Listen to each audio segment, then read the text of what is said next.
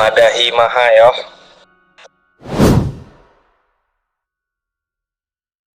Assalamualaikum warahmatullahi wabarakatuh. Halo Sobat Abadi. Abadi menyapa. Madahi Mahayo. Selamat datang di podcast Kesehatan Abadi, tempat berbagi informasi, inspirasi, dan edukasi kesehatan untuk kita semua. Semua akan kita kupas secara tuntas, setajam bisturi.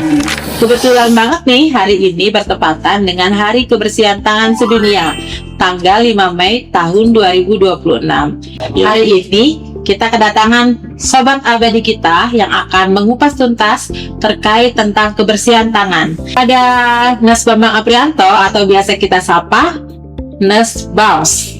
Tepuk tangan dong. Gimana kabarnya hari ini? Alhamdulillah kabarnya hari ini. Oke, udah cuci tangan belum? Nah, sudah ya. Udah ya. Oke. Beliau ini merupakan salah satu edukator di bidang pencegahan dan pengendalian infeksi di Rumah Sakit Haji Batara Agung Dewa Sakti Samboja. Betul. Nes, tadi kan udah jelasin nih kalau 5 Mei itu adalah Hari Kebersihan Tangan Sedunia menurut WHO. Boleh dijelasin nggak sih itu Hari Kebersihan Tangan Sedunia itu gimana? Ya, terima kasih Mas Oci. Oke. Ya, Sobat Abadi, sebenarnya WHO itu menggalakkannya untuk terkait dengan Hari Kebersihan Tangan Sedunia ini 2009. Udah lama ya. Jadi 18 tahun ya, sekitar 18 tahun kegiatan atau Hari Kebersihan Tangan Sedunia ini sebenarnya ingin mengedukasi untuk memberi informasi, kasih tahu nih ke masyarakat, tenaga kesehatan ya, supaya patuh ya terhadap atau kepatuh untuk kebersihan tangan. Kita cuci tangan ada caranya pasti ya. Jelas harus ada caranya. Itu sama nggak sih yang kita lakukan kayak biasa kita cuci tangan atau ada cara khusus nih cara untuk mencuci tangan biar efektif gitu untuk mencegah penyebaran infeksi? Jadi ada 5 moment ya yang standar dari WHO itu, atau 5 kesempatan di mana kita untuk melakukan kebersihan tangan ya.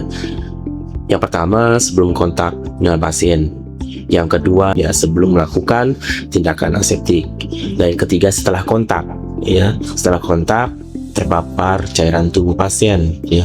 Kemudian yang keempat setelah kontak dengan pasien, yang kelima setelah kontak dengan lingkungan pasien. Sebenarnya sebelum melakukan tindakan aseptik itu, nah kita bawa tahu aseptik ya. Aseptik berarti tidak ada kuman ya dalam pengertian itu. Jadi harus steril atau hapus hama, tidak ada kuman lah ya aseptik. Jadi ada tindakan-tindakan ke pasien yang sifatnya harus tindakan steril ya. Contohnya pemasangan infus ya kan, pemasangan selang kencing ya gitu ya.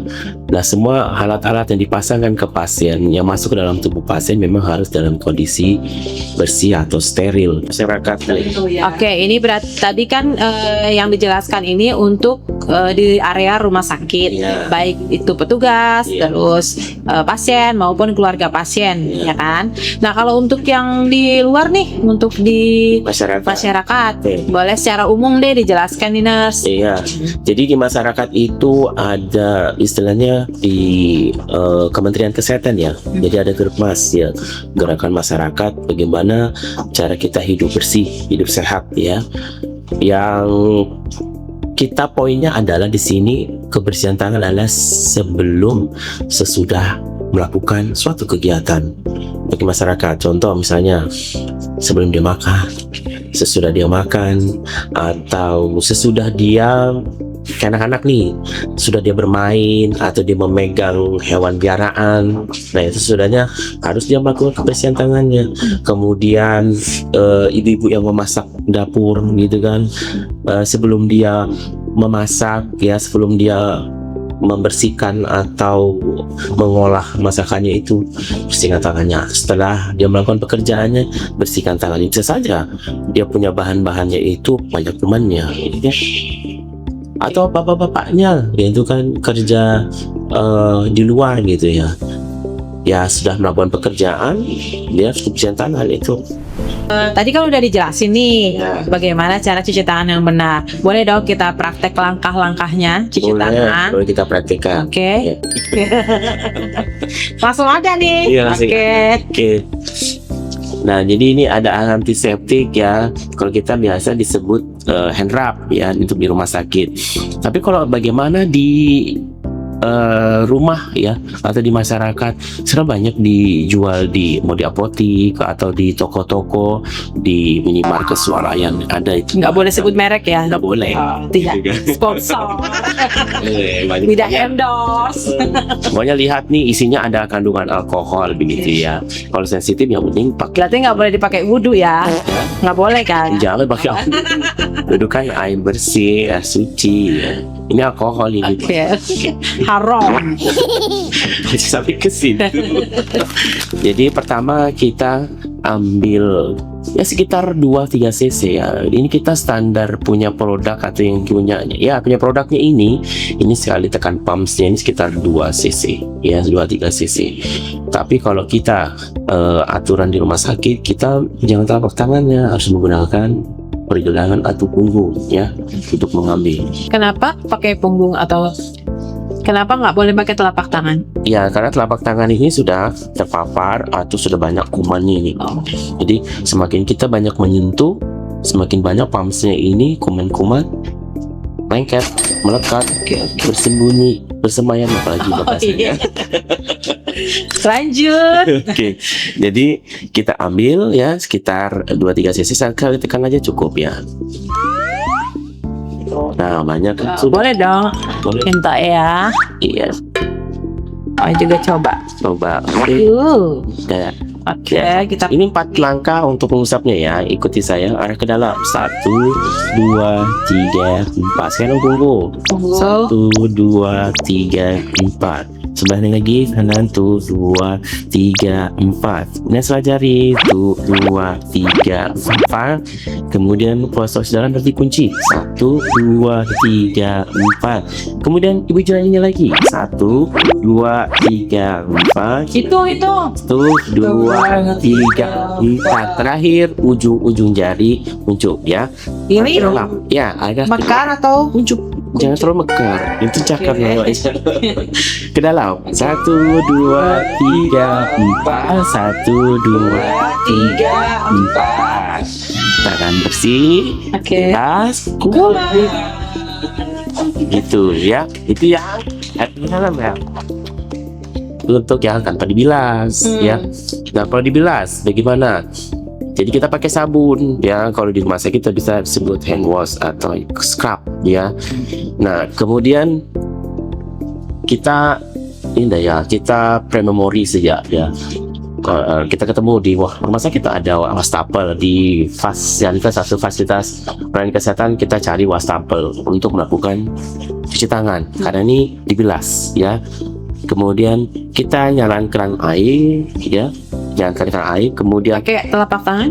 ya boleh pakai tangan kita buka keran air gitu ya. Kemudian si antiseptiknya atau si sabunnya ini tadi sudah ada atau ready, siap, sudah diikat wastafel ya. Kemudian kita ambil sama tadi ya, jangan pakai telapak tangan ya, punggung atau pergelangan tangan. Kemudian kita ambil ya, sudah air mengalir, kita buka, basahi dulu, kemudian kita ambil ya cairan sabunnya, kemudian kita usap atau kita bersihkan seperti tanpa bilas tadi ya. Ada 6 langkah. Tapak tangannya, kemudian punggung kanannya, sela-sela jari, kemudian kunci prostos dalam, kemudian ibu jarinya, kemudian ujung-ujung jari. Nah, sudah kena sabun semua nih ya tangannya. Kemudian kita bilas ya, kita bilas, air mengalir, ya. Kemudian bilas itu kita lakukan sama juga langkah, ya. Jadi saat bilas kita ulang lagi nih. Ulang lagi, ya. Step-stepnya ya. Step-stepnya kan, sampai terasa tidak ada sabun lagi. Nah, setelah tidak ada sabun, kita ambil tisu, ya. Kalau tidak ada tisu, kita tutup aja pakai siku, ya. Jadi sampai sekarang mau dikeringin pakai apa jadinya, kan harus kering sebenarnya kan. Nah, kita ambil tisu. Bisa mama kan ulapnya di daster. Iya, sebenarnya dasarnya apa kuman dan tidak bisa lagi, ya. Kita ambil tisu. Nah, sini. Tisunya sudah kita pakai, kemudian sudah cukup, ya. Kita untuk mengeringkan, ya, dari tangan tadi yang basah sudah bersih.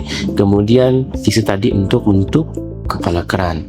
Kemudian sampah tisu tadi kita bawa ke tempat sampah yang sesuai tempatnya, ya. Itu Oke. SOC. Saya udah jelas banget ya, pasti ya. Dengan cara cuci tangan boleh dong dipraktekin di rumah, oke? Lanjut nih. Udah belajar cara cuci tangan, Ya. udah tahu momen-momennya kapan kita harus cuci tangan. Ya. Nah, kalau kita di rumah sakit, kadang pasien dan keluarga nih, kan kita belum tahu nih cara cuci tangannya gimana. Jadi kita di rumah sakit, ya, ada poster sebagai bahan materinya, ya, untuk edukasi.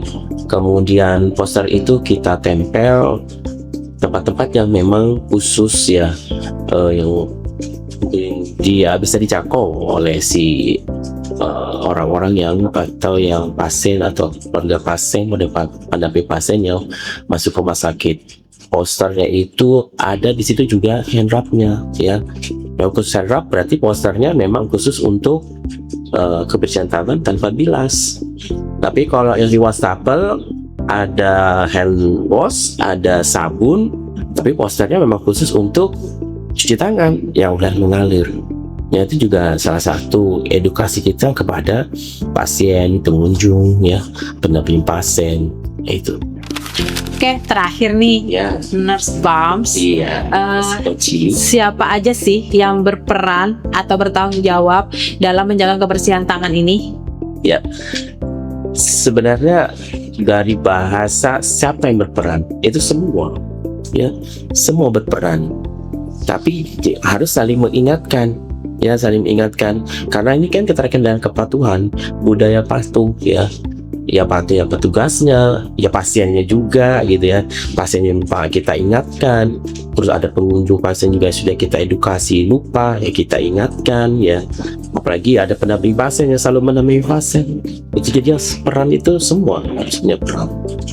Jadi kita harus bersama-sama Ya, bersama-sama menjaga menjaga kebersihan tangan, bukan hanya setiap tahun, tapi setiap hari dan setiap saat. Ya, setiap Benar saat. ya? Full. Tepuk tangan dong.